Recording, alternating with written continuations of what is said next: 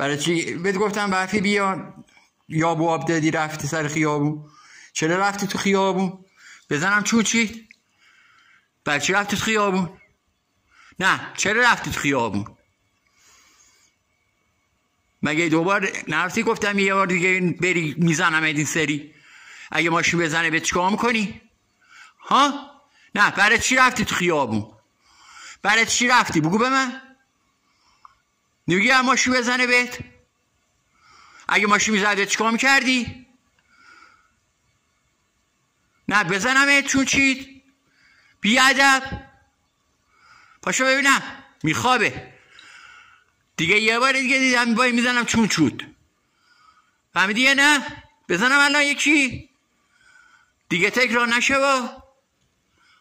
بابا نگاه کن ببین منو نگاه کن. منو دیگه نبینم. این سری رفتی تو خیابون میزنم چون چود اینجوری. چون چیه میزنم دیگه نبینم. بگو ببخشید. یه بوس بده بابا. یه بوس بده. بوس بده بحری. یه بوس بده. نمیدی؟ قهری یه بوس بده. یه بوس بده آشتی کنی. بوس بده.